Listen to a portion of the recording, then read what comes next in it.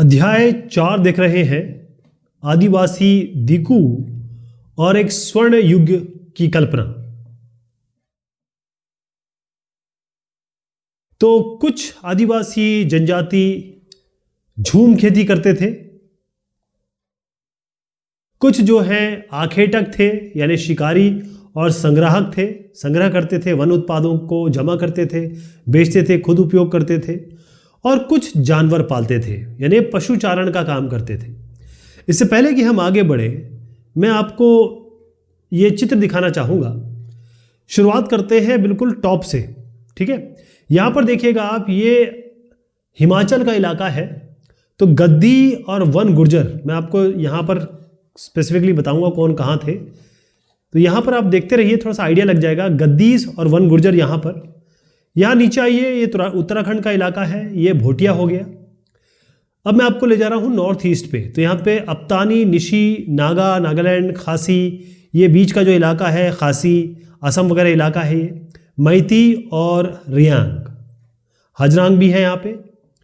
अब हम आ जाते हैं बिरसा मुंडा की जगह पे, यानी ये इलाका हो गया ये झारखंड, ठीक है, आज का जो झारखंड है। और ये बेसिकली ये हमने इनको डिवाइड किया है स्टेट्स में, लेकिन इनकी बाउंड्री हमने डिसाइड की, लेकिन आसपास का इलाका जो है वो तो चाहे इस स्टेट का हो चाहे स्टेट का हो। तो संथाल, मुंडा, ओरांव यहाँ मिलते हैं। नीचे जाएंगे थोड़ा सा, यहाँ पर इस जगह पे ये उड़ीसा का इलाका हो गया। यहाँ आपको मिलेंगे पजारा, बोंडा, कांढा, कोया, सौरा, खोंड, उड़ीसा में खोंड बताया था मैंने।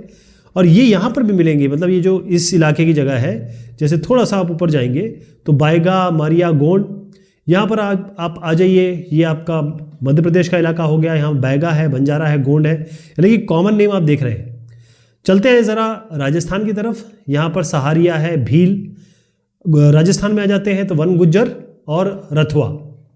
थोड़ा नीचे आते हैं यहाँ महाराष्ट्र की तरफ तो बंजारा हो गए, और फिर केरल की तरफ आ गए तो माला, इरुलार हो गए। एपी की तरफ, आंध्र प्रदेश की तरफ चले गए तो कोया, बंजारा और गोंड्स। तो ये थोड़ा सा आपको आइडिया होना चाहिए कौन कहाँ पर है। अब इनके चित्र में आपको दिखाऊंगा। ये है पंजाब की जो पहाड़ियाँ हैं वहाँ के वन गुज्जर। वन गुज्जर इसलिए कहा जाता है क्योंकि ये वनों में रहते हैं और यहाँ पर ये पालतू जानवरों का काम करते हैं। बकरवाल कश्मीर के इस जगह के, ये बकरवाल बहुत फेमस है। मतलब ये आपको दिखाई देंगे अगर आप कश्मीर से यानी कि श्रीनगर से जम्मू जा रहे हैं या फिर आ रहे हैं, आपको ये रास्ते में दिखाई देंगे ही देंगे।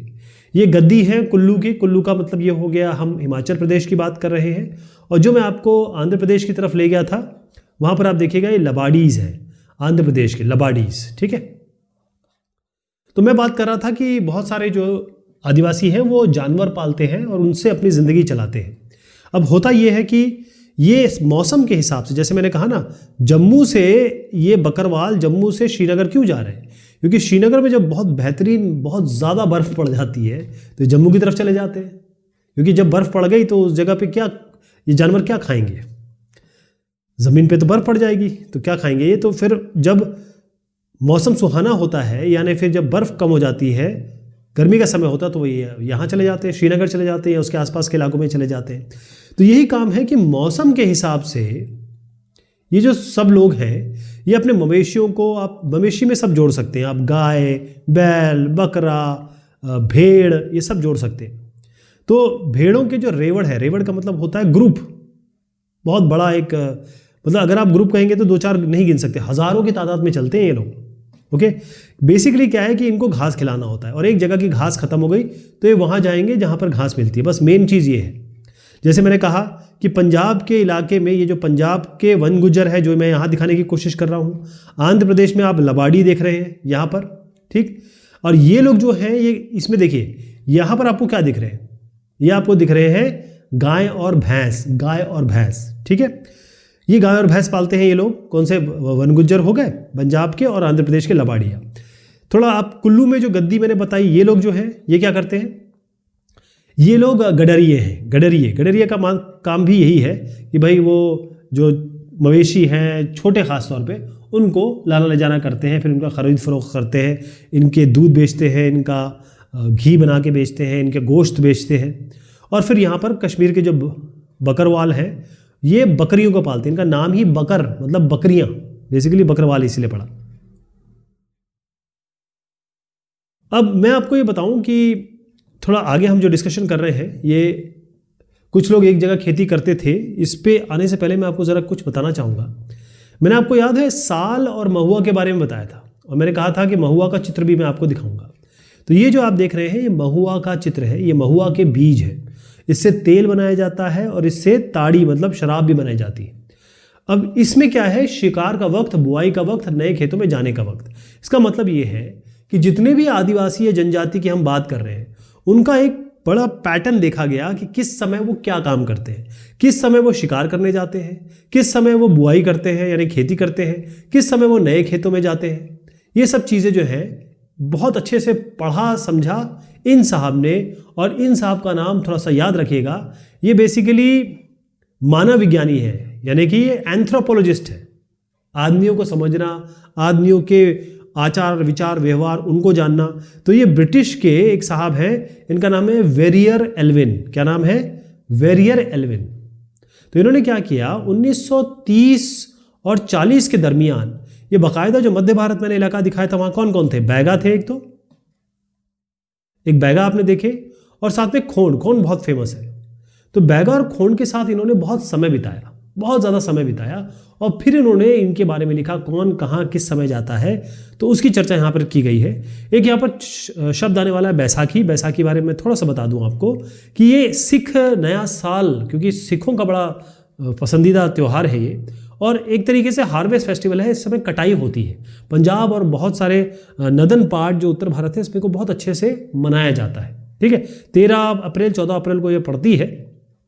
और इस समय क्योंकि सिखों के लिए इसलिए इम्पॉर्टेंट है कि खालसा पंथ जो है उनका भी एक तरीके से फॉर्मेशन हुआ था, इसकी नींव पड़ी थी गुरु गोविंद साहब के अंडर में, है ना। मैं 1699 की बात कर रहा हूँ। अच्छा, यहाँ जो शब्द आएंगे ज़रा मैं आपको दिखा दूँ। पहले इसमें कुछ शब्द आने वाले, देखिएगा।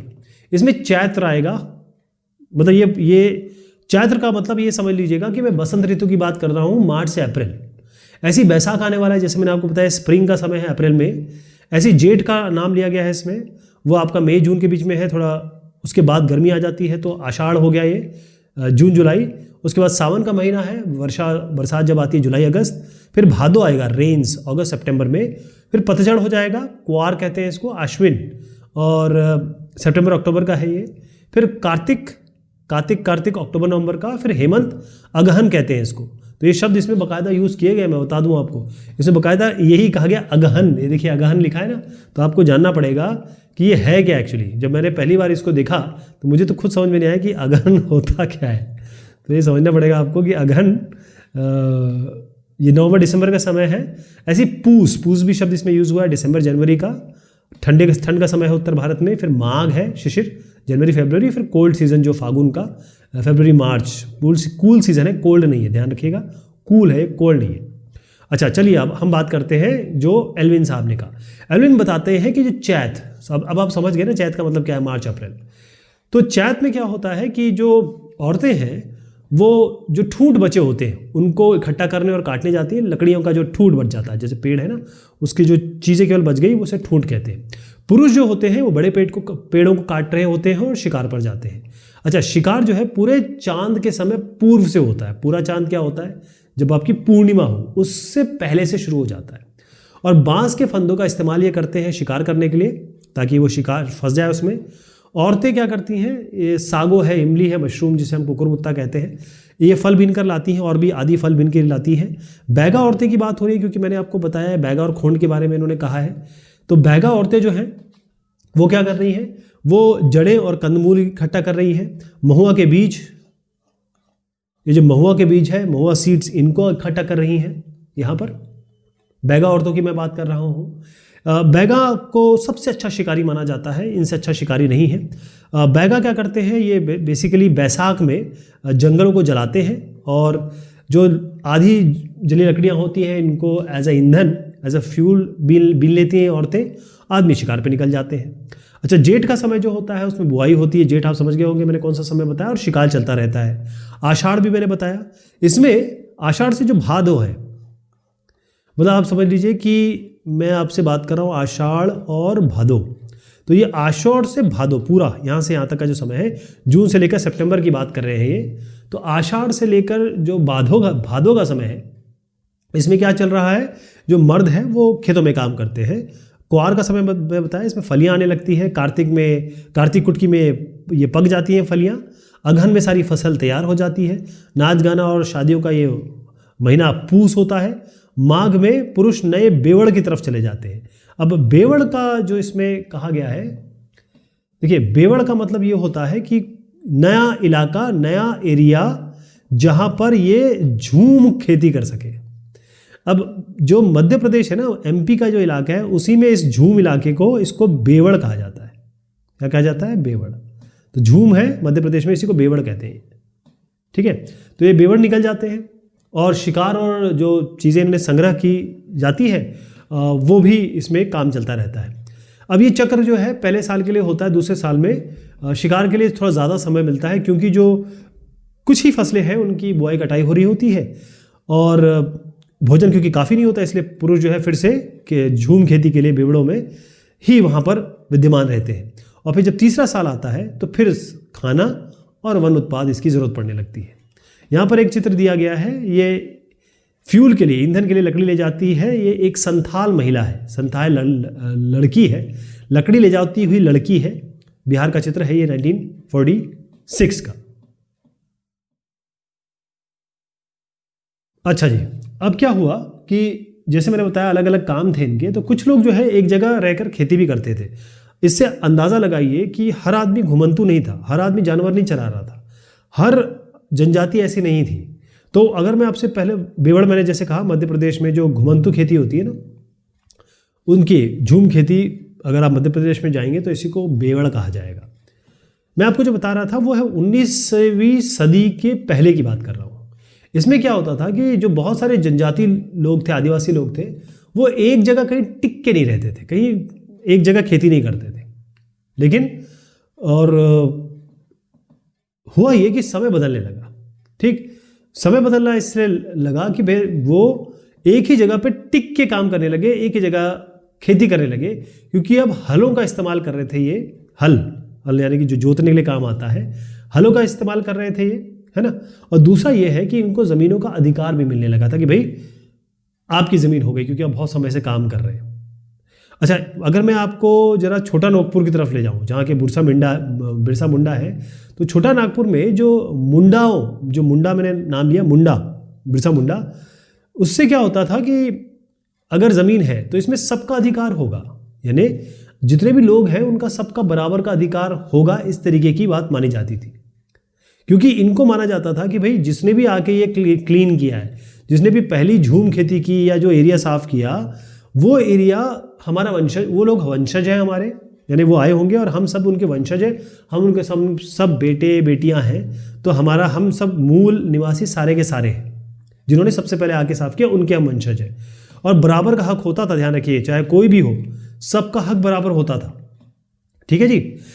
लेकिन होता यह है, ये चीज़ तो प्रैक्टिकल में नहीं होती है, कोई ना कोई ऐसा होता है जिसमें किसके पास ज़्यादा पावर आ जाती है, ताकतवर हो जाता है। तो वो लोग क्या करते थे, वो जो अपनी ज़मीन होती थी या फिर ज़्यादा ज़मीन को वो बटाई पे भी दे देते थे।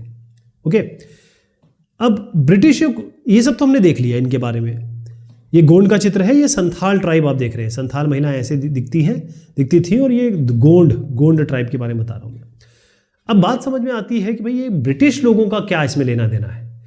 ब्रिटिश गवर्नेंस या अफसर उनको ये मानते थे कि भाई जो गोंड हो गए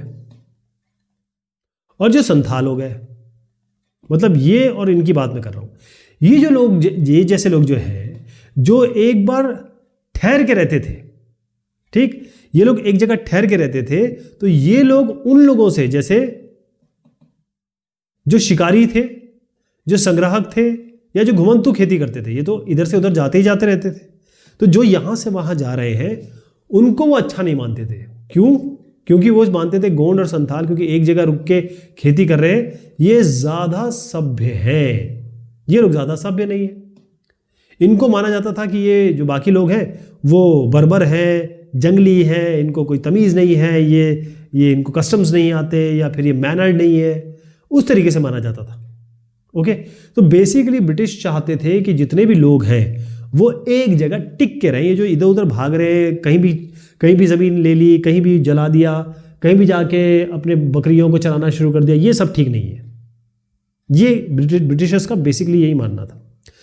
तो अगर मैं आपसे बात करूं कि ब्रिटिशर्स का आदिवासियों पे क्या असर पड़ा या आदिवासियों के कारण ब्रिटिश ने क्या परिवर्तन लाए, क्या रूल्स लाए और उससे इन पे क्या इफेक्ट हुआ, इसके बारे में अगर हम जानना शुरू करें तो सबसे पहले हमको समझना पड़ेगा कि जो आदिवासी मुखिया थे, जो भी नेता होंगे, जैसे जनजाति, कोई भी जनजाति होगी, आदिवासी समूह होगा, उसका कोई ना कोई तो नेता होगा, कोई ना कोई लीडर होगा जिसको ये मानते हैं। ओके, तो सबसे पहली चीज़ है कि जब ब्रिटिश आए भी नहीं थे तो कोई भी, अगर आप जनजाति समाज देख लें, उसमें जो मुखिया होता था उसकी बड़ी इज्जत होती थी, बहुत ज़्यादा, और उसके पास आर्थिक ताकत भी होती थी, यानी कि पैसे वाइज भी, मनी वाइज भी वो बड़ा स्ट्रांग होता था। और ये अपने इलाके पे इसका नियंत्रण का काम था, जो मुखिया है इनका। और साथ में इनकी अपनी खुद की पुलिस भी हुआ करती थी कई बार, और खुद अपने नियम ये बनाते थे कि भाई ये जो ज़मीन है इसका कैसे कैसे देखा जाएगा, इसका रख रखाव कैसे होगा, किसको क्या मिलेगा, किसको क्या नहीं मिलेगा। यानी ज़मीन का और वन का, क्योंकि ये जंगल के लोग हैं ना, वन प्रबंधन, वन का जितना भी कैसे कहते हैं, हिसाब किताब कह दें या फिर उसके बाद में जानकारी, किसको क्या मिलना है, कहाँ से क्या आना है, ये सारी चीज़ें के नियम ये खुद ही बनाते थे। ओके, अब आइए ब्रिटिश। अब आ गए ब्रिटिश। अब ब्रिटिश शासन जब आया तो ये जो मुखिया लोग हैं, इनको ज़मीन का मालिकाना हक तो मिला कि भाई ठीक है, इस ज़मीन के मालिक आप हैं, उनको मालिक तो मान लिया गया, इसमें एक परिवर्तन नहीं हुआ। लेकिन मैंने आपको क्या बताया कि जो भी इनके पास शक्तियां थी, अपने नियम कायदे कानून ये जो चला रहे थे वो ख़त्म हो गए। यानी कि इनके पास जो शासक की शक्ति है, मतलब आप मुखिया हैं लेकिन शासक नहीं है। आप मुखिया रहिए, आप ज़मीन में आपके पास है, लेकिन आप शासक नहीं है। शासकीय हक जो है, शक्तियां इनसे ले ली गई, क्योंकि जो भी नियम आप बन रहे थे वो किसके बन रहे थे, वो ब्रिटिशर्स के नियम बन रहे थे, और वो ही इनको मानने भी पड़ते थे, बाध्य कर दिया गया था, फोर्स कर दिया गया था। इसके अलावा एक और चीज़ है, ये मुखियाओं को इनको बाकायदा पैसे देने पड़ते थे, नजराना देना पड़ता था, सामान देना पड़ता था। और मुखिया का ये भी काम था कि जो भी इनके साथ लोग हैं, इनको आप भैया डिसिप्लिन में भी रखो, यानी कि ये कोई उद्दंड ना करे, गलत काम ना करे, कुछ विद्रोह ना कर दे, कोई भी चीज़ ऐसी ना कर दे जो ब्रिटिश के खिलाफ हो। तो अनुशासन में रखने का काम भी किसका था, इन्हीं का, मुखिया का। तो ये तो आदिवासी मुखियाओं में जो परिवर्तन हुआ ये हुआ। मैं आपको एक चित्र दिखाना चाहूँगा। ये जो चित्र आप देख रहे हैं, ये थोड़ा नॉर्थ ईस्ट में ले जा रहा हूँ मैं आपको। यहाँ पर ये जो निशी आदिवासी है, मैंने आपको नाम भी बताया था, ये एक गांव की बात हो रही है। इसमें लट्ठों से बना रहे घर, लकड़ियों से घर कैसे बनाते हैं। तो पूरा गांव मदद करता था, ऐसा नहीं कि अकेला आदमी काम कर रहा, पूरा गांव लग जाता था। तो अभी आपने हाल देखा मुखियाओं का। अब घुमंतु काश्तकार। अब आप कहेंगे काश्तकार क्या होते हैं। काश्तकार ये मल्टीपल लोगों के लिए नाम लिया जाता है कि कोई चीज़ कोई बना रहा है, कोई पैदावार कर रहा है, या कोई आर्टिस्टिक काम कर रहा है, चाहे आप उनको कह सकते हैं कि भाई जानवर चलाने वाले हैं, सभी काश्तकारों में गिना जा रहा है यहाँ पे।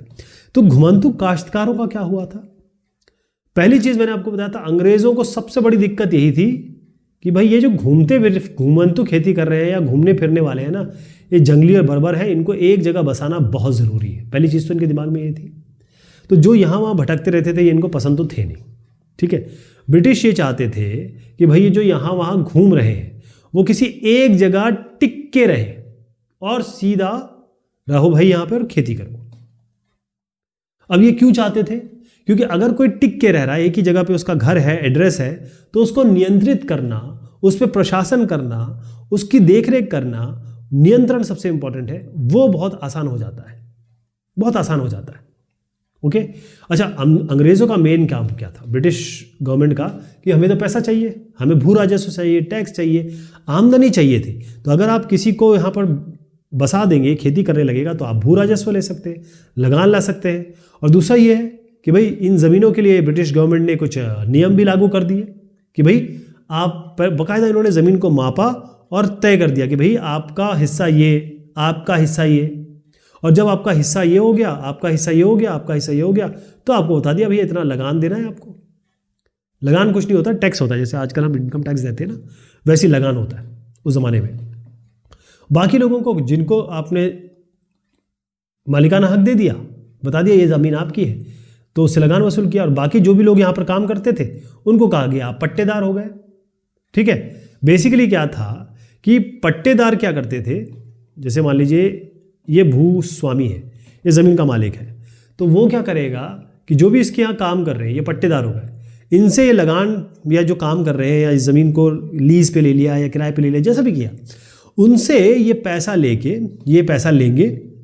ठीक है, मतलब भूस्वामियों को, ये जो ज़मीन के मालिक हैं उनको एक तो ये भाड़ा चुकाएंगे, और भूस्वामी क्या करेंगे, सरकार को लगान देंगे।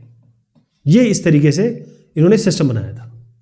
अब जो झूम की बात बार बार आती है, ये जो झूम वाले काश्तकार थे या एग्रीकल्चरिस्ट थे या जो भी एक झूम वाले लोग थे, इनको भी स्थायी रूप से बसाने की कोशिश की अंग्रेज़ों ने कि भाई तुम एक जगह बस जाओ, लेकिन ये कोशिश इनकी कामयाब नहीं रही। उसका कारण ये था कि बहुत सारी चीज़ थी।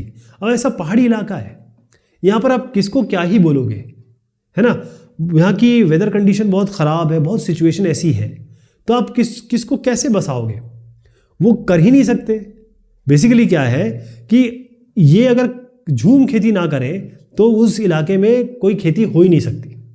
ठीक, तो बहुत सारा विरोध जब हुआ, ख़ास तौर पे विरोध हुआ नॉर्थ ईस्ट से, जो पूर्वोत्तर राज्य है वहाँ से, तो फाइनली ब्रिटिश को इनके सामने झुकना पड़ा और उन्होंने कहा कि ठीक है साहब, आप लोग जो परंपरागत तरीके से कन्वेंशनल ढंग से जो अपनी झूम खेती कर रहे हो उसको करते रहिए, इनकी बात इनको माननी पड़ी। ठीक, तो मतलब कहने का मतलब कई ऐसे कबीले थे जिनको जंगल के कुछ भागों में घुमंतू खेती की इन्होंने छूट दे दी। ओके, अब मैं आपको ये वन कानून के प्रभाव वगैरह भी बताऊंगा, लेकिन हम ये जो वन कानून जो लगाया उसके प्रभाव क्या हुए इसको हम लेंगे अगली बार। लेकिन उससे जाते पहले मैं आपको ज़रा एक चित्र दिखा दूँ।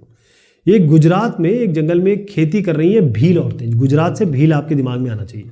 और यहाँ आप देखेंगे, यहाँ पर भी कुछ लोग काम कर रहे हैं, ज़मीन की जो भी सफाई कर रहे हैं या फिर खेती कर रहे हैं। पैडी की खेती हो रही है बेसिकली।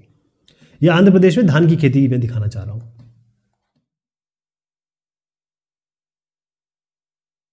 चलिए, अब ये जो कंटेंट है ये हम अगली बार लेते हैं। ओके, तब तक के लिए शुक्रिया, मेहरबानी आप सभी की।